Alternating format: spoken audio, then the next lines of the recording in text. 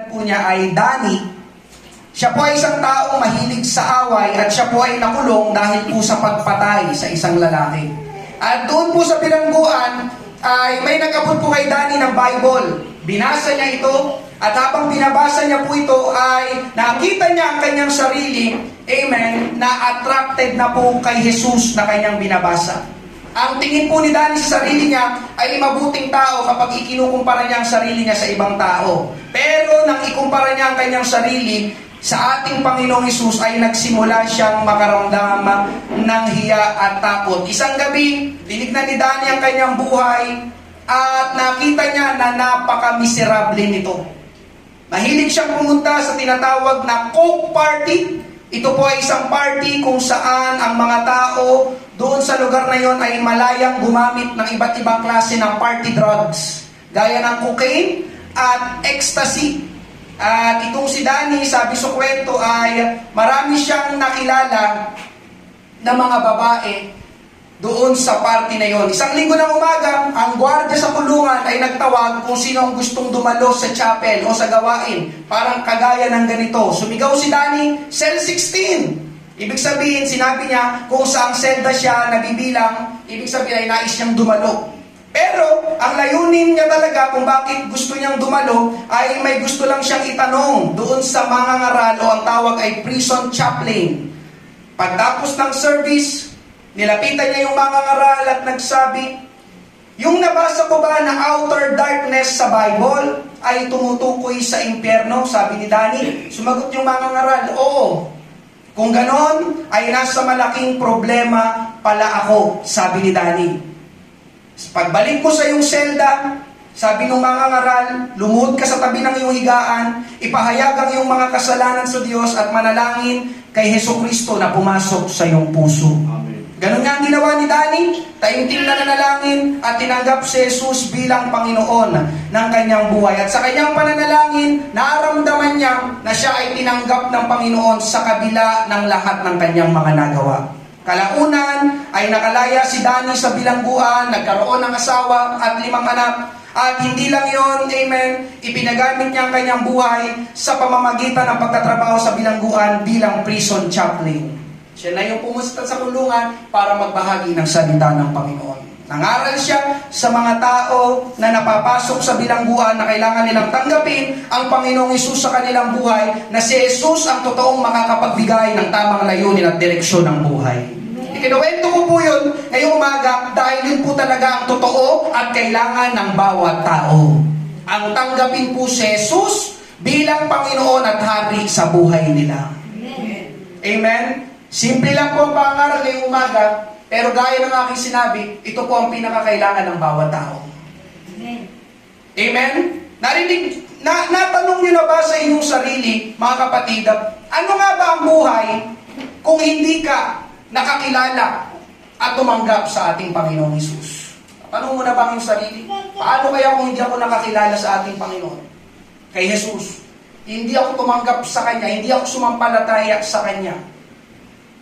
Alam niyo mga kapatid, ako personally, ang pinagpapasalamat ko sa buhay ko, amen, ay yung isa ako sa inabot ng Panginoon na ako'y nakakilala at tumanggap sa Panginoon. Bakit ko po nasabi? Pakinggan mo ito kapatid, miserable ang tao na wala si Jesus sa buhay niya. Ulitin ko, miserable, magulo, malungkot ang tao na wala si Jesus sa buhay niya.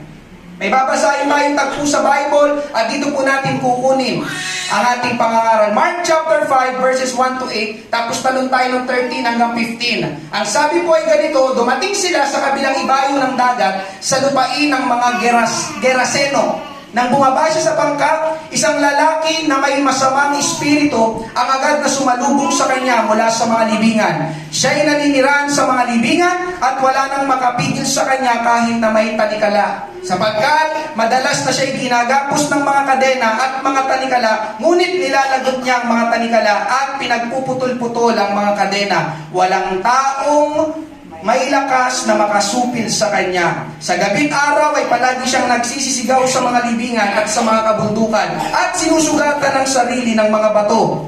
Verse 6, nang matanaw niya si Jesus sa malayo, tumakbo siya at si Jesus ay kanyang sinamba. Siya'y sumigaw ng may malakas na tinig, "Ano ang pakialam mo sa akin, Jesus, anak ng kataas-taasang Diyos? Ipinapakiusap ko sa iyo, alang-alang sa Diyos, na huwag mo akong pahirapan." Sapagkat sinabi ni Jesus sa kanya, "Lumabas ka sa taong iyan, ikaw na masamang espiritu." Tanong tayo, verse 13 hanggang 15.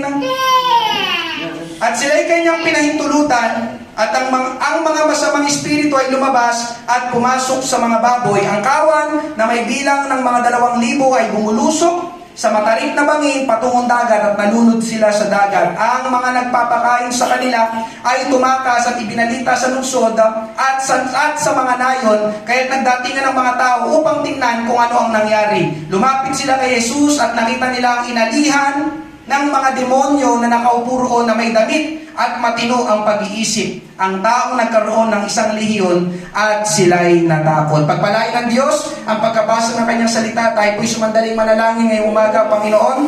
Marami pong salamat, Panginoon, sa bilang ng mga kapatiran na narito ngayong umaga upang magpuri, sumamba sa iyo at makinig ng iyong salita. Mangusap ka, Panginoon, samahan mo kami ang pagkilos ng banal na Espiritu ngayong umaga. Wala akong magagawa sa aking sarili. Kailangan ko ang tulong mo, Panginoon. Humipo ka, Panginoon Diyos, ng mga puso. Ngayong umaga, lalabas kami. Ikaw ang aking itinataas, Panginoong Hesus, sa umagang ito, sapagkat ikaw ang tunay na kailangan ng bawat tao. Ito po ang aming panalangin sa pangalan ni Jesus. Lahat po ay magsabi ng Amen. Palakpakan po natin ang ating Panginoon. Praise God. Hallelujah. Ngayong umaga, mga kapatid, ako po yung mga ngaral. Thank you, Jesus. Salamat, Panginoong Jesus. Salamat, Jesus. Thank you, Jesus. Amen. Bakit po thank you, Jesus? Amen. Actually, mga kapatid, nagawa ko po ito. Nag-inspire po sa akin noong nakarang Huwebes po, Thursday, midweek service natin dito. Meron po tayong midweek service ng Thursday. Pagtapos ng gawain,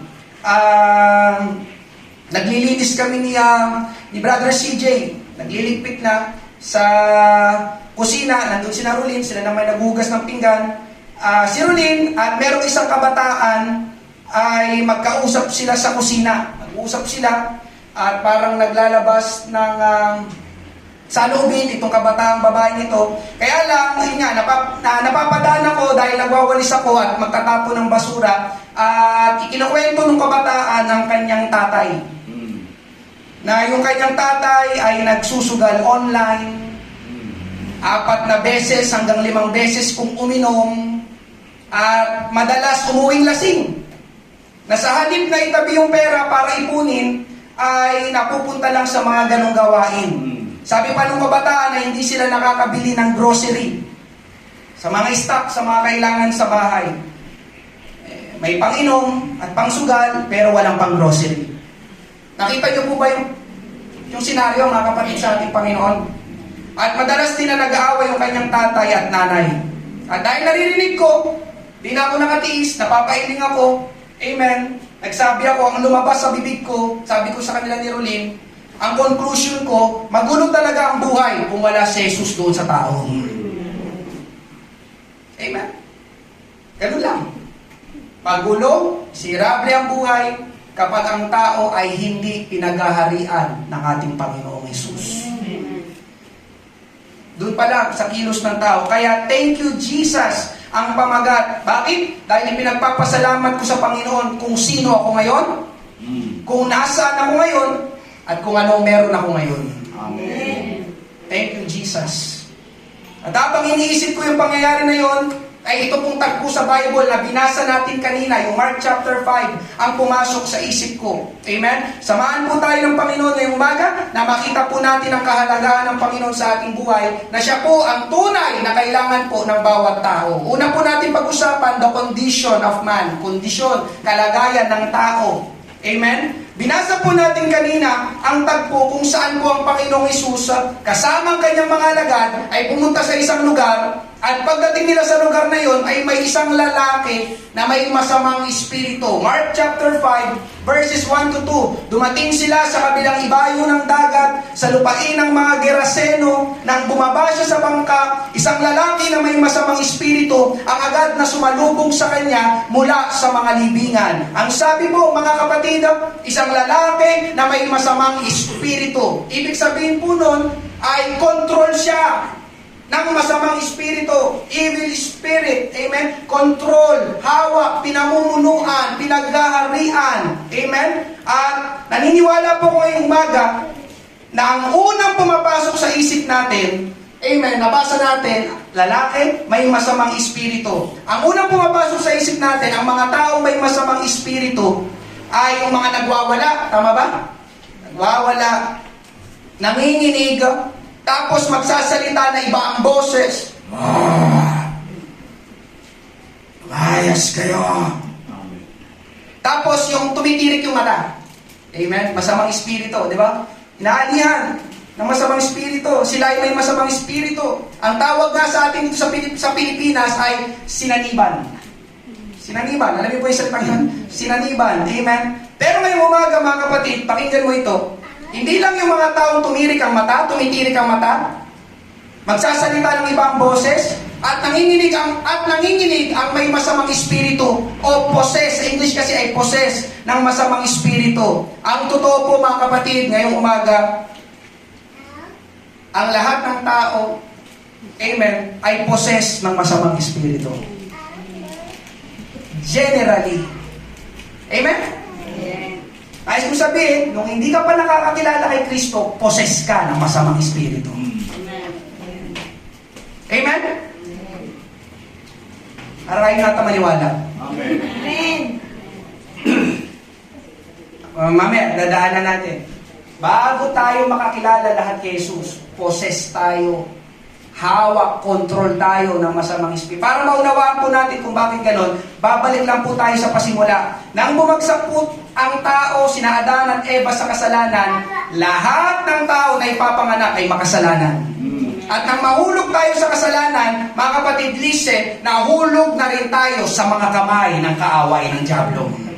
Amen? Ang ibig ko po sabihin, dati, pagmamay-ari tayo ng Diyos, pero nang magkasala ang tao, naging pagmamay-ari ang tao ng dyablo.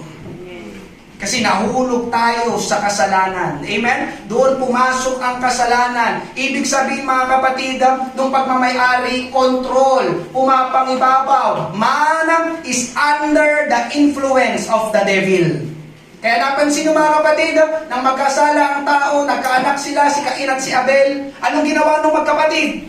Nag-ibigan? Nagmahalan? Nagpatayan.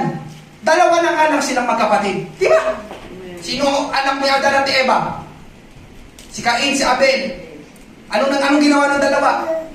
Dalawa na nga lang silang magkapatid sa buong mundo nung time na yon.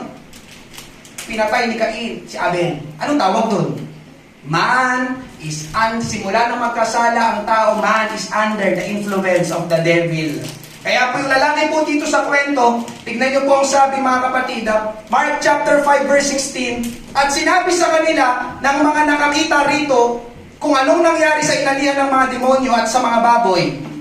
At sinabi sa kanila ng mga nakakita rito kung anong nangyari sa inalihan ng mga demonyo at sa mga baboy. Sa English po ay ganito ang sabi, and they that saw it told them how it befell to him that was possessed with the devil, and also concerning the swine. Ito pong tagpo na ito na verse 16, ito na po yung tagpo na pinalaya na ng Panginoong Hesus yung lalaki. Nagdatingan yung mga tao sa lugar na yon para tignan ang nangyari doon sa lalaki. At pansinin niyo po, mga kapatid, ang nilagay ng Bible na tawag nila doon sa lalaki ay possessed with the devil. Pagmamay-ari, hawak, kontrol ng dyablo. Amen? Yung kondisyon ng lalaki, bago niya makaharap ang ating Panginoong Hesus, siya po ay possessed with the devil. At ngayong umaga, mga kapatid, itong lalaki na ito ay larawan po ng maraming tao sa ating kapanahunan ngayong umaga.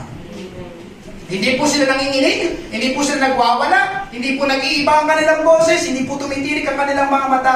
Amen. Pero mga kapatid sa ating Panginoon, maraming mga tao ngayon, ang kanilang kondisyon, ang kanilang kalagayan, they are possessed ng masamang espiritu, possessed po ng diablo.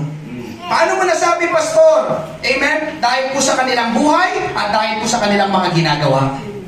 Hindi kailangan na tumitirik yung mata nila. Ito, may masamang espiritu, tumitirik ang mata. No? Ganun ang papasihan? Amen? Malalaman mo ng isang tao, mga kapatid, ay possess ng masamang espiritu sa pamamagitan ng kanyang buhay, ng kanyang mga ginagawa, ng mga lumalabas na salita sa kanyang bibig. Yung kanyang mga iniisip. Amen? Ang taong kontrol o pinag-aarian ng masamang espiritu, mga kapatid, listen, ay palaging gagawa ng kasalanan. Ulitin ko, ang taong kontrol, pinag-aarian ng masamang espiritu ay palaging gagawa ng kasalanan. 1 John chapter 3 verse 8, ang gumagawa ng kasalanan ay sa diablo. Sapagkat buhat pa ng pasimula ay nagkakasala ang diablo. Ang gumagawa daw po ng kasalanan ay sa diablo o pagmamay-ari ng diablo. Kaya hindi lang po yung tumitirik ang mata, nag-iibang boses ang may masamang espiritu o espiritu ng diablo, kundi ang bawat tao na gumagawa ng kasalanan ay pagmamay-ari, may espiritu ng kaaway, ng masamang espiritu. Amen? Hallelujah! Bakit? Ito lang yung mga kapatid sa ating Panginoon Bakit ang tao ay gagawa o mamumuhay sa kasalanan kung siya po ay pinagaharian ng ating Panginoong Hesus? Amen? Hindi po ba sila pwede sa taas? Padala po sila sa taas. Thank you po.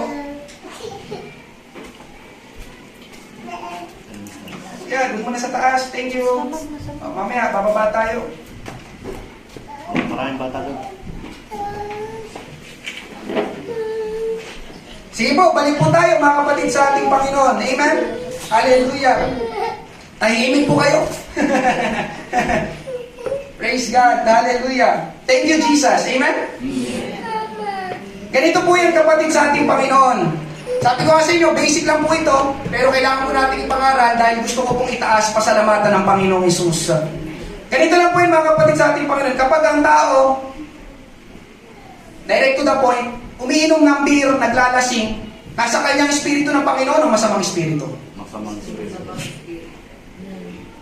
Kahit kayo, kaya yung sagutin Amen po ba? Nasa akin ang espiritu ng Panginoon. Anak, hindi ka doon. Red doors. Ha? Amen po ba? Hindi po totoo, listen, na ang tao na pinag-aarian ng Panginoong Hesus ang kanyang buhay ay palainom po ng beer, palasugal, palamura, palaaway. Salamat po sa dalawa ng amen. Nakuha niyo po ba, mga kapatid? Kaya kung titignan niyo, mga kapatid, hindi lang itong lalaking ito ang kontrol ng masamang espiritu. Ang daming tao ngayon ang may masamang espiritu. Guys, hindi mo naman makikita yung itim, di ba, sa likod nila. Grabe, may masamang espiritu, may itim sa likod niya na parang usok. Hindi. Makikita mo sa kanyang buhay. Hindi mo masasabing sila ay sinasaliban, pero kapag tinignan mo ng mabuti ang kanilang pamumuhay, makikita mo na sila ay possessed ng diablo. Ang gumagawa ng kasalanan ay sa diablo. Ganun lang kasimple. Amen po ba, mga kapatid? Amen? Kahit ako po noon, may masamang espiritu. Pero hindi po tumitirik yung mata ko, di ba? Hindi. Kahit ako po noon, may masamang espiritu. Amen? Hindi po ako sinaniban. Hindi rin po bumula ang bibig ko, pero sa mga ginagawa ko ay mga gawa ng diablo. May tindahan kami, salamat sa ating Panginoon. At dahil may tindahan kami, ako nagbabantay, libre kupit. Salamat. Ma, salamat. Nag-aaral ako nun. Dami ng benta. Dapat meron ako. Sino na mamupit? Joke lang. Tapos kapag sinabi ni Mama, bakit ang konti ng benta? Magsisinungaling ako. Hindi ko alam. Iyan lang ang benta Nangupit na, nagsinungaling pa. Lagi naman magkadikit yun di ba? Magkapatid yung dalawang yun. Amen? Nangupit na, nagsinungaling pa. Di ba may masamang espiritu? Amen. Nakuha niyo po ba yung point? Amen. Hindi ako sinaniban. Ginagawa ko, oh, 100. Amen. Oh, isa pa ulit, 100. Amen. Obviously, amen, mga kapatid sa ating Panginoon. Kaya ako nasabi yun, hindi naman nangungupit at nagsisinungaling ang Panginoon. Kaya hindi ang Panginoon ang naghahari sa akin noon. Nakuha niyo po ba yung point? Amen. Kaya mga kapatid, dalawa lang naman yan. Listen, ang taong hindi pinaghaharian ng Panginoong Hesus ay pinaghaharian po ng Diablo. Dalawa lang yan, mga kapatid. Ang taong hindi pinaghaharian ng Panginoong Hesus, sino naghahari sa'yo? Sino? O, isip ka ngayon, sino nga ba? Baka may masabi ako, sino nga ba? Ang taong hindi pinaghaharian ng Panginoong Hesus, automatic, pinaghaharian ng kaaway. Amen. Diablo. Amen. Amen? Kaya pansinin nyo, bakit ganyan ang kilos ng maraming tao sa ating kapanahunan sa labas. Amen? Amen. Tignan nyo na lang yung lugar nyo, sa lugar nyo. Sinong naghahari doon? Di ba? Ang Panginoon? Pugad ng droga. Di ba? Hindi sila sinasaniban. Ay, gaganon? Lalabas sila ganon? Hindi. Di ba? Pugad ng droga. Malasing. Alam nyo na yun. Di ba? Tama ba ako mga kapatid sa ating Panginoon? Amen. Amen? Yan, tanong ngayong umaga, sino ang naghahari sa'yo? Kailangan po natin malaman dahil meron pong hindi mabuting resulta kapag ang tao po ay pinaghaharian ng Diablo o ng masamang espiritu. Una mga kapatid, amen, palagi kang pahihirapan ng kasalanan at ng kaaway. Amen. Mark chapter 5 verse 5, sa gabit araw ay palagi siyang nagsisisigaw sa mga libingan at sa mga kabundukan at sinusugatan ng sarili ng mga bato. Ang sabi mga kapatid, nagsisisigaw sa mga libingan at sa mga kabundukan. Bakit siya nagsisisigaw? Dahil sa naghihirap niyang kalagayan. Pag pinag-aralan niyo mga kapatid, ang pumasok sa kanya ay marami, legion of evil spirits. Kaya hirap na hirap ang lalaking ito. Gusto niyang makawala, pero hindi niya magawa. Ang nagagawa lang niya sa ating binasa ay sumigaw na para bang humihingi ng tulong. Alam niyo, ang totoo mga kapatid, hallelujah, marami pong tao sa labas na kailangan nila ng tulong pero hindi lang nila maamin-amin. Di ba kapag inaalok mo sila, pwede ba kami magbahagi sa'yo? Pero kita mo yung buhay nila, tatanggi sila, di ba? Hindi ko kailangan yan. Pero sa loob nila, mga kapatid sa ating Panginoon, hallelujah, kailangan po nila ng tulong ng ating Panginoon. Amen. Alam niyo kung bakit? Mga kapatid, tandaan mo ito, nakakapagod ang kasalanan. Nakakapagod. Nakakapagod. Napagod din ako noon. Amen? Pero hindi matigilan ng tao. Bakit? Bakit gano'n? Nakakapagod ng kasalanan pero hindi matigilan ng tao. Dahil mga kapatid, alipin sila ng kasalanan. Kapag sinabi pong alipin, sumusunod lang. Ang alipin po, kung anong sabihin ng amo o Panginoon ay susundin lang niya. At sinabi po ng Bible, ang nagkakasala po ay alipin ng kasalanan. John 8:34, sinagot sila ni Jesus, katotohanang sinasabi ko sa inyo, ang bawat nagkakasala ay alipin ng kasalanan. Alipin. Pag sinabi ng amo, gawin mo ito, wala kang ibang magagawa kundi umuula. Opo. Yes, master. Diba? Umiinom ako noon, ayoko na. Pagdating ng ilang araw, yayayain na naman ako. Sige, inom na naman tayo. Kasi mga kapatid, ang nagkakasala, alipin. Pag sinabing alipin, wala kang kalayaan, wala kang karapatan. Amen? Ikaw ay pinangingibabawa ng kasalanan. Pansinin nyo, sa lugar ninyo, mga kapatid sa ating Panginoon, di ba? Walang tigil yung kanilang paggawa ng kasalanan, pero nakikita mo yung buhay nila, pahirap ng pahirap, pamiserable ng miserable, pero hindi nila matigilan yung kanilang mga ginagawang mali at kasalanan. Amen. Kasi ang nagkakasala, alipin ng kasalanan. Kahit anong gawin mo, babalik at babalik ka doon ulit. At ganun po ang ginagawa ng Diablo. Talagang aalipinin tayo at hindi po tayo basta-basta pakakawalan.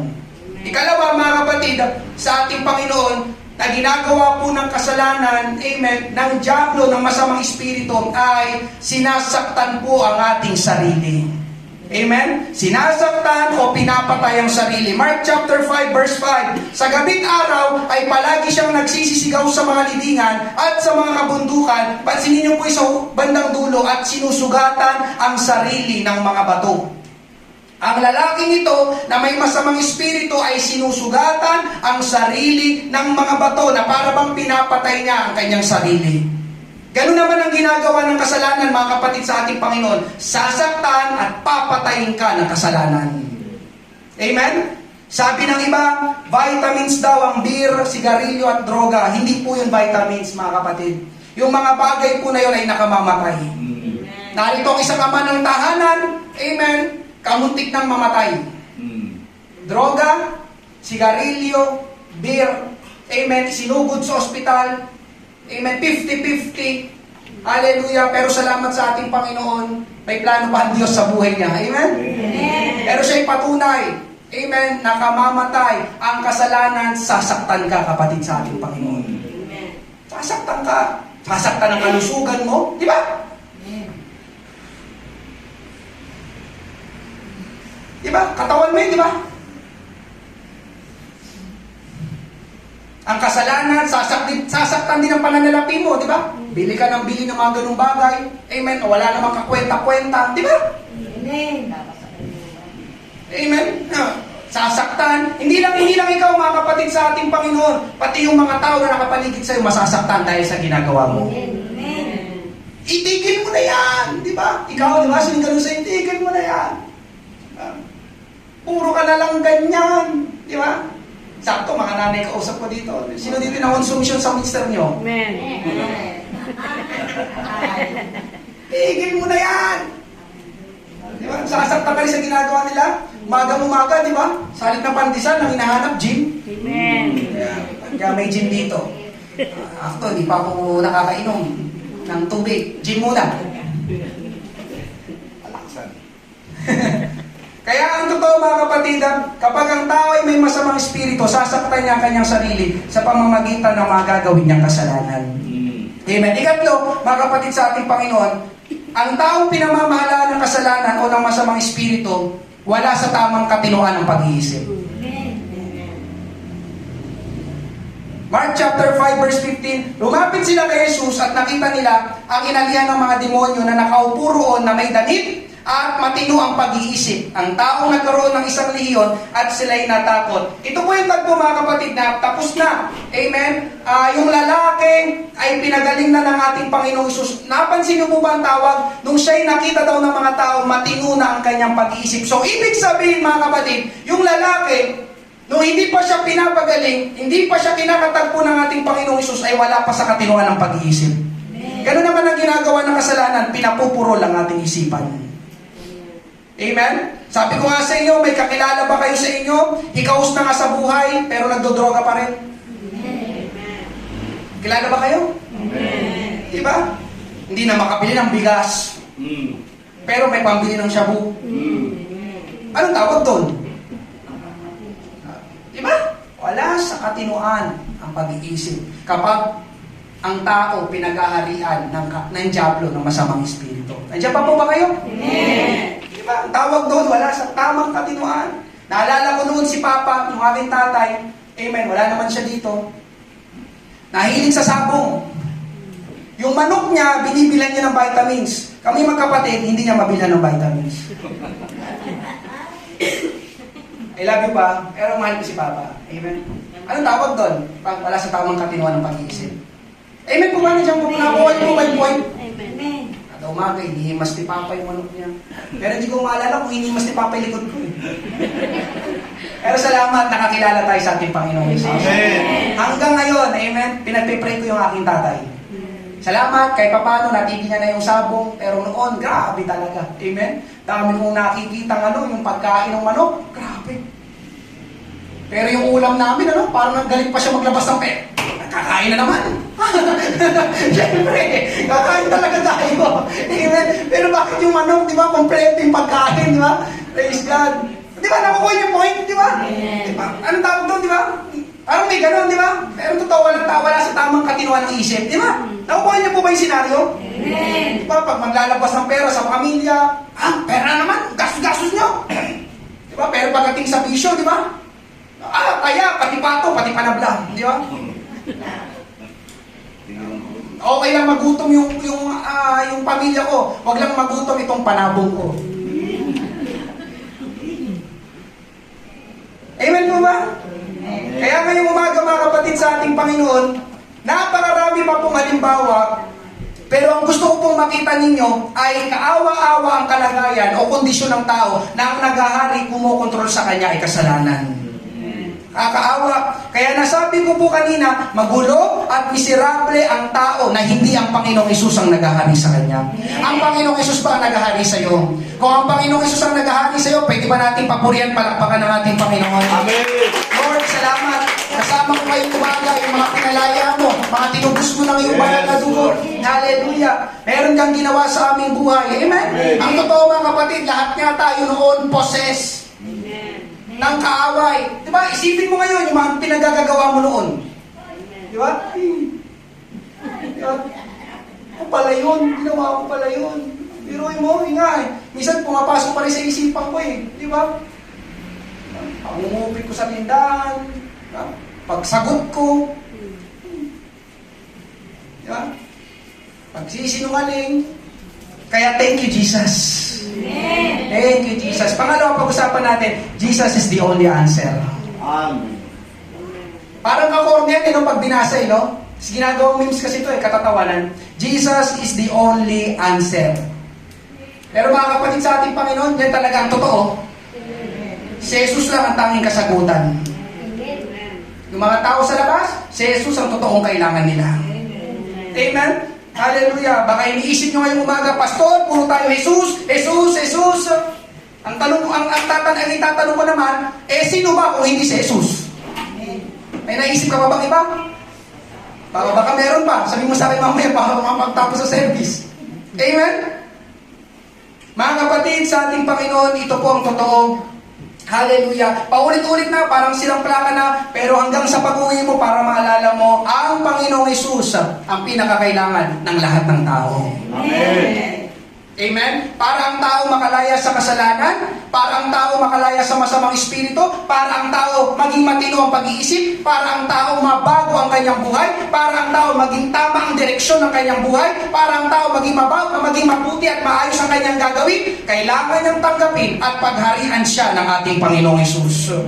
Amen? Hindi po kaya ng tao baguhin ang kapwa niya tao. Amen. Mark chapter 5 verse 4, sapagkat madalas na siya'y ginagapos ng mga kadena at mga tanikala, ngunit nilalagot niya ang mga tanikala at pinagpuputol-putol ang mga kadena. Pansinin niyo pong sabi, walang taong may lakas na makasupil sa kanya. Walang tao.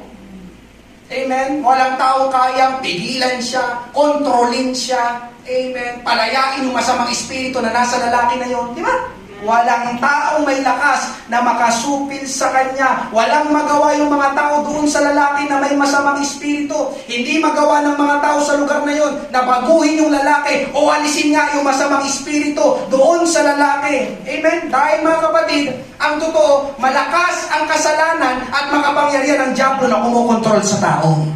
Ulitin ko, malakas ang kasalanan. Amen? Malakas ang kasalanan, makapangyarihan ng diablo na kumokontrol sa tao. Ikaw ba? Amen? Talaga ba sa sarili mo? Kakayanan mong itigil yung mga ginagawa mo noon? Amen. Kaya ko yan. Kahit ako lang. Itigil ko. Amen? Malakas ang kasalanan. Amen? Paulit-ulit, aalipinin ka ng kaaway. Amen? Napansin mo ba kapatid sa ating Panginoon? Paulit-ulit kang nagsasabi, halimbawa lang sa kasama mo sa bahay, ano ba? Hindi ka ba titigil sa kakasugal mo? Hindi ka ba titigil sa kakakomputer mo? Hindi ka ba titigil sa kakainom mo? Pero parang hindi ka nila naririnig, tama ba? Parang hindi ka nila pinapakinggan o pinapansin, gagawin pa rin nila. Bakit? Dahil malakas at makapangyarihan ng kasalanan at masamang espiritu na naghahari sa kanila. Diba? Parang paulit lang, pumapasok sa isang tenga, lumalabas sa kabila, pero ang mangyayari, uulitin pa rin nila. Amen? Yes, mga kapatid, maganda na pinagsasabihan natin sila, pero hindi po yun sapat. Amen? Hindi kaya ng tao na baguhin ang kanyang kapwa-tao. Ganon din mga kapatid, Hindi po kaya ng simbahan na ito, kahit itong simbahan na ito, at kahit ano pang simbahan, hindi po kaya ng simbahan na paalisin ang masamang espiritu sa tao. Amen. Amen? Kasinungalingan, yung kinalikayan nating relihiyon, mga kapatid sa ating Panginoon, yung holy water na isasaboy sa tao. Amen? Ang dami ng sinabuyan ng tubig dito. Sino dito sinabuyan ka na ng tinatawag din ng holy water? Amen. Pag uwi mo, talagang nagbago ka? Kanina, napadaan ako dito, mga kapatid sa ating Panginoon. I want to be honest with you, napadaan ako dyan kanina. Kasi, di ba, nilaglag nga si Ruth. Kailangan ko pumunta ng Mercury Drug, gumilang gamot. Siyempre, dadaan ako simbahan. Amen. Napatingin ako. Ang daming tao. Amen. Pero alam niyo mga kapatid, ang naramdaman ko ay habag para sa kanila. Amen.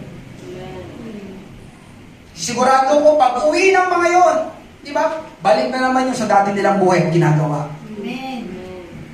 Amen po ba mga kapatid sa ating Panginoon? Ganon din, pansinin niyo yung mga nakukulong. Paglaya sa kulungan, karamihan, balik lang sa pagnanakaw, balik lang sa pagdodroga. May nagawa pa yung kulungan?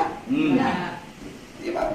May, ewan ko lang, may kakilala ba kayo na kulong, pero paglabas talagang bago talaga. Di ba? Ganun pa rin ano? Nakuha niyo po ba yung point? Amen. Kaya mga kapatid, masasabi natin dito, hindi programa ng tao at hindi relihiyon ang kailangan ng tao. Amen. Amen? Kaya po totoo ito, itong second point, Jesus is the only answer. Si Jesus ang tanging kasagutan para ang tao makalaya sa pamumuhay sa kasalanan. Si Jesus ang tanging kasagutan para ang tao ay alisan ng masamang espiritu na gustong tumira at maghari sa buhay niya. Amen? Kaya kailangan ng bawat tao ay ang ating Panginoong Jesus. Gaano man kalakas ang diablo, masamang espiritu na naghahari sa buhay ng tao, pero kapag dumating ang Panginoong Jesus at kinatagpo ang tao na yon, walang magagawa ang diablo sa ating Panginoong Jesus. Mark chapter 5 verse 7, siya'y sumigaw ng may malakas na tinig, ano ang pakialam mo sa akin, Jesus, anak ng kataas-taasang Diyos? Ipinapakiusap ko sa iyo, alang-alang sa Diyos, na huwag mo akong pahirapan. Pansinin niyo mga kapatid dito, nakikiusap ang masamang espiritu sa ating Panginoong Jesus. Ipinapakita lang po ng talatang ito na walang anumang nilalang na mas malakas at mas makapangyarihan kaysa po sa ating Panginoong Jesus. Amen? John chapter 8 verse 36, kaya't kung kayo'y palayain ng anak, kayo'y magiging tunay na malaya. Praise God. Thank you, Lord. If the Son sets you free, you are free indeed. Kapag pinalaya ka ng anak, kayo'y magiging tunay na malaya. Hallelujah. Ako rin mga kapatid sa ating Panginoon, hindi po tao ang nagpabago ng buhay ko, hindi relihiyon ang nagpalaya sa akin sa kasalanan. Nang isuko ko at ibigay ko totally ang buhay ko sa Panginoon, doon nagsimulang mabago at magkaroon ng maayos at tamang direksyon ng aking buhay. Nagsimula akong itigil ang mga ginagawa kong kasalanan at I will tell you mga kapatid sa ating Panginoon, kung totoo lang, sincero mong isusuko ang buhay mo, pahintulutan mo si Jesus na maghari sa buhay mo, magiging maayos ang buhay mo. Amen. Wala akong nakita na mga tao na si Jesus pinahintulutan nilang papasukin sa puso nila, sumunod sila sa ating Panginoon na nagulo, nasira, naging miserable ang buhay. Wala po kapatid sa ating Panginoon. Kaya po ang pamagat po nito ay thank you Jesus. Bakit? Kung hindi po dahil sa Panginoon, amen, I believe, wala po ko sa inyong harapan ngayong umaga.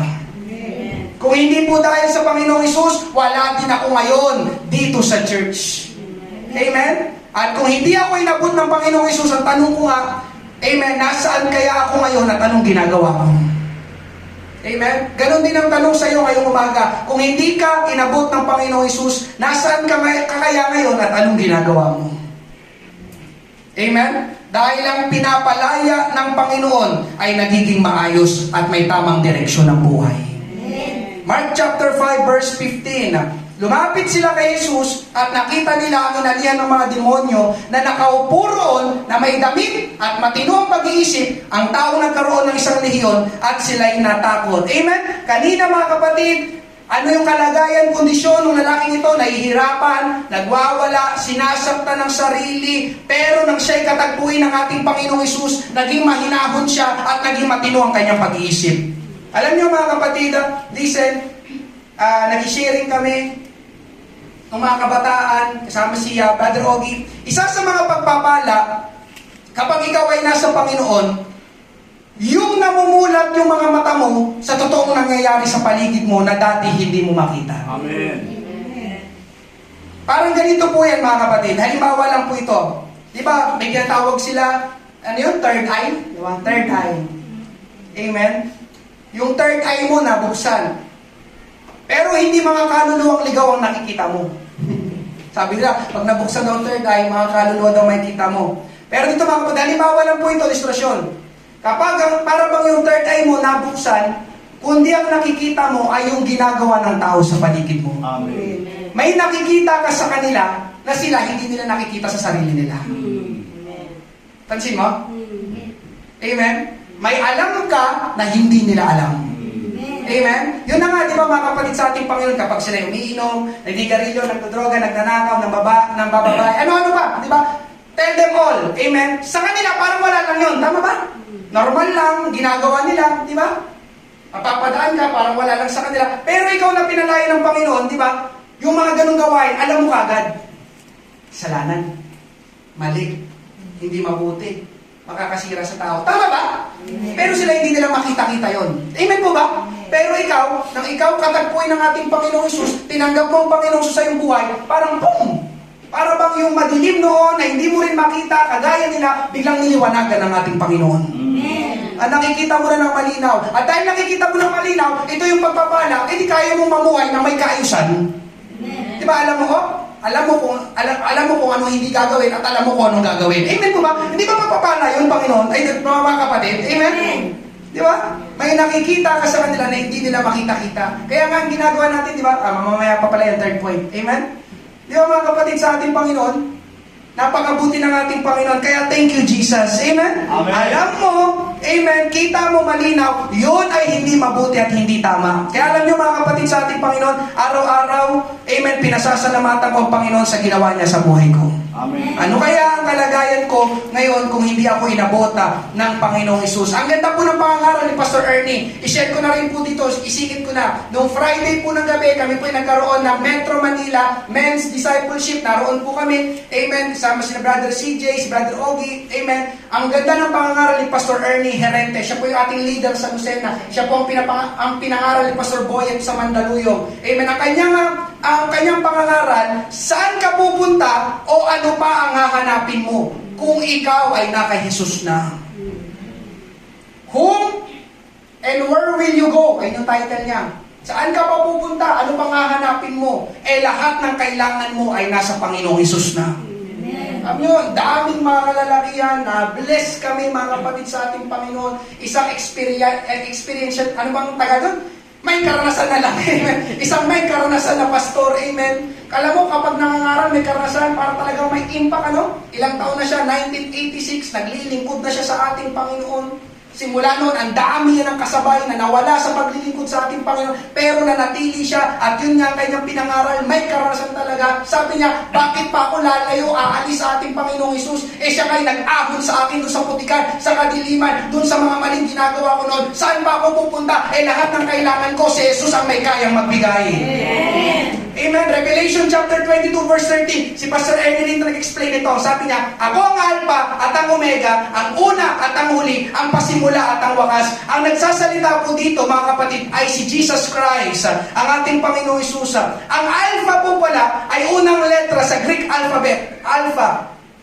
At ang Omega po ay huling letra sa Greek alphabet. Kaya mga kapatid, sinabi ni Jesus, ako ang Alpha, ako ang Omega, ako ang una at huli. Ibig sabihin, wala akong pasimula, wala akong wakas. Amen? Ibig sabihin mga kapatid, lahat, alam ng ating Panginoon, ano man yung letra na yun sa alphabet, ako ang nagmamayari. Amen. Ako ang may kayang magbigay. Amen? Ang unang letra, huling letra, nasa ating Panginoong Isus. Ang ganda ng kanyang illustration example. Sabi niya, kaya ano man ang kailangan natin sa ating buhay, nasa Panginoong Isus.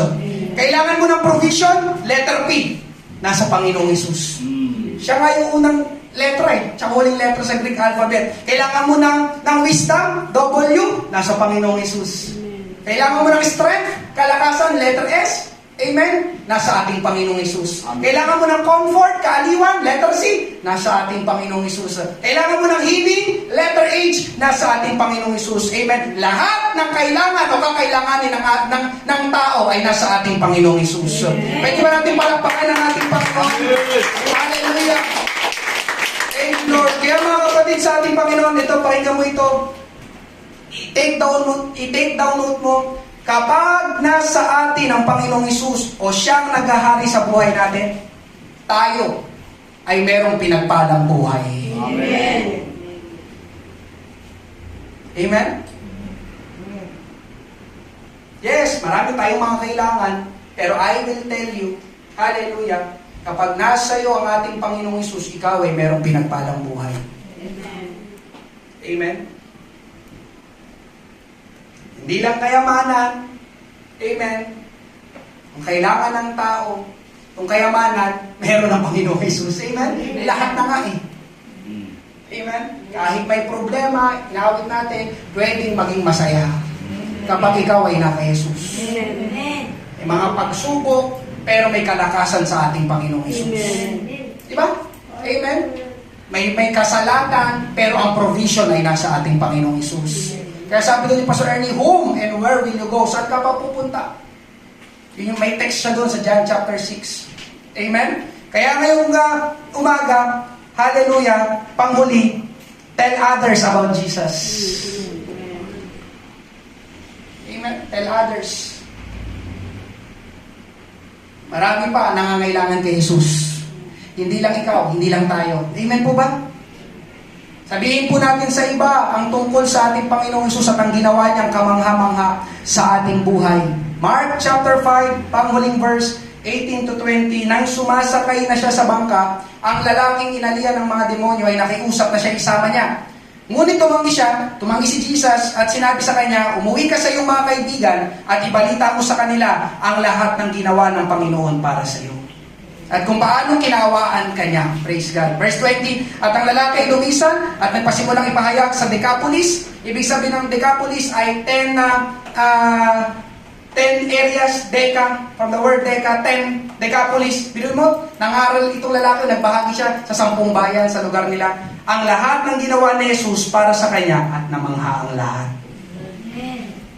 Amen? Hallelujah. Para bang ang tagpo ito, mga kapatid sa ating Panginoon, ay yung lalaking inaali ang kanina ng masamang espiritu, naging matino, pinalaya ng ating Panginoon Jesus, aalis na ang Panginoon, gusto niyang sumama. Panginoon, sama ako.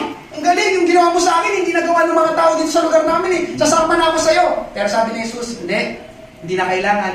Amen. Ang kailangan mo ngayon, yung ginawa ko sa iyo, ibahagi mo pa sa maraming tao sa lugar ninyo. Amen. Marami pa dyan, inaalihan din ng masamang espiritu. Amen. Mga kapatid sa ating Panginoon, sorry for the word, baka meron pang mga tao sa bahay ninyo. Hindi nila napapakinggan ang ginawa ng Panginoon sa iyong buhay. Lugi sila, ikaw lang nagpapa-thank you.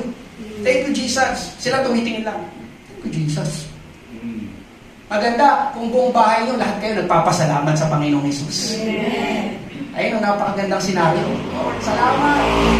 Amen. Ito dating bahay na ito, napakagulo. Away, diba? Sigawan, batuhan. Pero salamat, Panginoong Jesus, lahat kami nakakilala sa iyo, nagkaroon ng kaayusan, kapayapaan sa bahay na ito. Kaya bang gawin ng Panginoon yun? Kaya, mga kapatid. Hallelujah. Kaya alam nyo, sabi ko kanina, panghuli mga kapatid sa ating Panginoon, ulitin ko na lang, amen. Ang buhay, ang tao na merong Jesus sa kanyang buhay, ay merong pinagpalang buhay. Amen. Amen. Mga kapatid, ito yung ginagawa. Ito na nga yung ginagawa ko ngayon. Tell others about Jesus. Sinasabi ko na sa inyo, amen, ang patungkol kay Jesus. Ganon din ang gawin natin paglabas natin mamaya. Amen? Amen. Para sila din, matanggap nila ang tunay na kailangan nila sa buhay nila. Walang iba kundi ang ating Panginoong Jesus. Jesus is the only answer na kailangan ng mga tao. Hindi po ito kakornihan, hindi po ito kabaduyan, naranasan ko, amen, at naranasan mo, dapat din nilang maranasan. Amen? Ngayong umaga, palakpakan, purihin po natin ang ating Panginoon. Thank you, Lord. Tayo po magsiyo lahat. Praise God. Hallelujah. Salamat, Panginoon. Walang hanggang pasasalamat. Hallelujah. Ang takbo ng aming buhay, inayos mo. Takbo ng aming pag-iisip, inayos mo. Lord, may nakikita kami ngayon, Panginoon Diyos, na hanggang ngayon na hindi makita ng mga tao sa paligid namin. Na hanggang ngayon, Panginoon, para bang sila'y tila, bulag, Panginoon Diyos. Hallelujah. Na nababalot sa kadiliman, Panginoon. Pero salamat, Panginoon Isus, sa mga katotohanan ng iyong salita. Iniwanagan mo kami, Panginoon. May ginawa ka sa aming buhay. Ang landas namin nilalakaran ngayon, ikaw ang gumabay, Panginoon. Patuloy kang maging hari at Panginoon sa buhay namin. Thank you, Jesus. Hallelujah. Ngayong umaga, praise God. Ako po'y magpapakasakali kung meron pong first time ngayong umaga. Hallelujah. Ang pangangaral na ito ay para sa iyo. Kailangan mo si Jesus. Amen. Praise God. Meron po ba ngayong umaga? Thank you, Lord. Kung wala po mga kapatid sa ating Panginoon, tayo po'y mag-altar call. Awitin natin, hallelujah, goodness of God. Praise God. Thank you, Jesus. Binubuksan po natin ang altar. Pwede natin katagpuin at pwede tayong magpasalamat sa ating Panginoon sa ginawa niya sa ating buhay. Kung sino ka noon at anong ginawa ng Panginoon sa iyo ngayon. Amen? Thank you, Lord. Thank you, Jesus. Lord, salamat, salamat, salamat. Purihin ka, purihin ka. Lord, salamat, Panginoon. Praise God. Kami yung pinalaya, kami yung inabot, kami yung niligtas, Panginoon. Salamat, Panginoon, sa banal mong dugo. Salamat, Panginoon Diyos. Isa ako, Panginoon Diyos, sa iyong pinili. Praise God. Ribababag, yan, bebe. Lord, salamat. Panginoon, tulungan mo ang aking mga kapatid na ito. Gamitin mo instrumento ang aming buhay. Marami pang mga tao, Lord, sa aming lugar, maging sa loob ng aming tahanan, aming mga kaibigan, aming mga kamag-anak, aming mga katrabaho, Panginoon, kaklase, Panginoon Diyos, hallelujah. Abutin mo rin sila, Panginoon Jesus. Lord, hallelujah, na mahabag ka rin sa kanila, Panginoon. Glory, glory, glorify your name. Lord, salamat, salamat. Napakabuti mo, napakabuti mo.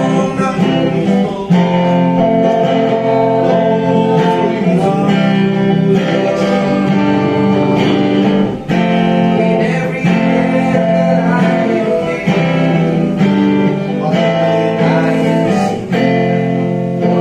ay, may magsilayo lahat. Awit tayo. I love your voice. I love your voice. You have led me through the fire. In the darkest night, you are close like no other. I've known you as a father. I've known you as a friend. I have lived in the goodness of God, and all my life, you have been faithful. Hallelujah. And all my life you have been so good. With every breath that I am made, and I will sing of the goodness of God. Goodness, your goodness is running after, it's running after me. Your goodness is running after, it's running after me. With my life laid down and surrendered now, I give you everything.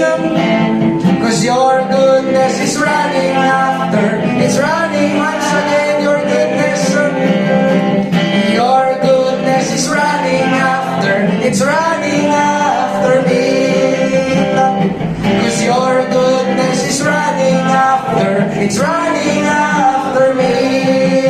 With my life laid down and surrendered now, I give you everything. Cause your goodness is running after. Sabay-sabay tayo sa huling pagkakataon and all my life. All my life you have been faithful.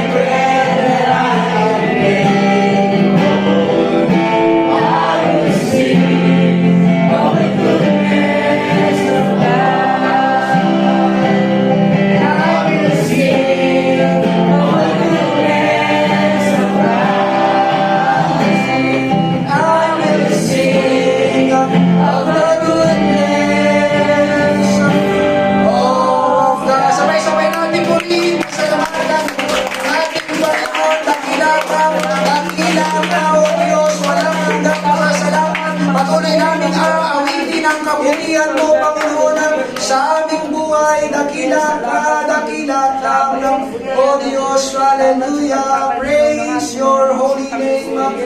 Praise your holy name. Thank you, Jesus. Hallelujah. Hallelujah. Tandaan mo ito, kapatid ko sa ating Panginoon. Ikaw ngayon na kay Jesus, meron ka na wala ang iba. Amen. Hallelujah. Hanggat ang tao, wala ang Panginoon sa kanyang buhay, palagi siyang merong kailangan. Yes, that's the truth, mga kapatid sa ating Panginoon. Amen? Unang-una na lang doon dito, mga kapatid, yung salitang kaligtasan. Salvation. One day will come, iiwanan natin ang mundong ito.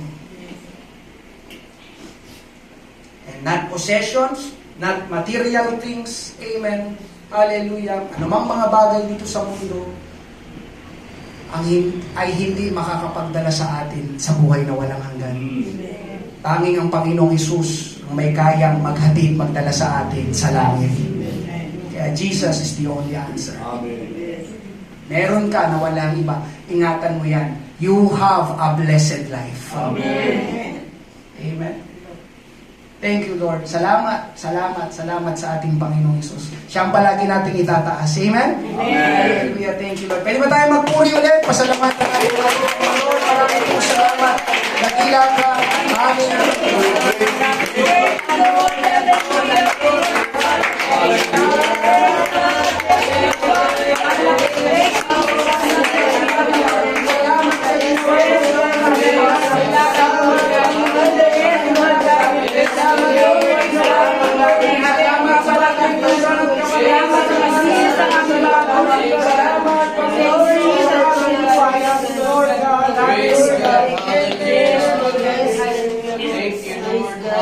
Thank you, Jesus. Panginoon, maraming salamat muli sa umagang itong pinagkaloob sa amin na kami nakapakinig muli ng iyong salita, Panginoon. Dalangin namin ang aming mga napakinggan ay patuloy naming baunin sa pag-uwi, Lord God. Yes. Aming patuloy na ikay pinasasalamatan na kami, Panginoon, ay inabot mo sa aming dating buhay, Panginoon. Dating buhay na walang kabuluhan, dating buhay na walang direksyon at patutunguhan, Panginoon. Na ngayon, Lord God, ay nagkaroon na ng katiyakan, Panginoon, ang dahil kami, Lord God, ay yung inabot kami, niligtas mo, Panginoong Jesus, na ikaw ay patuloy, Lord God, namin dalangin, hallelujah, na maghari sa aming buhay, Panginoon, ang kalooban mo siyang patuloy na mangibabaw, Lord God. At higit sa lahat, Panginoon, patuloy mo kaming gabayan, Panginoon, na lakaran, Lord God, na may pananampalataya, Panginoon. Hallelujah, ang pagiging buhay Kristiyano, Panginoon, na aming marating din, Lord God, ang dakilang plano mo para sa buhay namin lahat, Panginoon. Maraming salamat, Lord God. Pagtibayin mo ang bawat isa sa aming pananampalataya. Patuloy kami, Lord God, na magkaroon ng kagalakan na ikaw, Panginoon, hallelujah, ay nasa aming buhay na, Lord God. Maraming salamat. Ingatan mo ang bawat isa sa aming pag-uwi. Panginoon, maraming salamat sa iyong salita sa pagpapala. Hallelujah, sa kaligtasan na pinagkaloob mo sa amin. Ito ang aming panalangin, Panginoon. Ibalik mo kami sa susunod pang gawain. Ako sa pangalan ni Jesus. Hallelujah. Amen. Praise God. Thank you, Lord. Maraming salamat po sa inyong pagpunta ngayong umaga. Tunay na appreciate ko po. Ingat po kayo. Pagpalain po kayo ng ating Panginoon. Amen.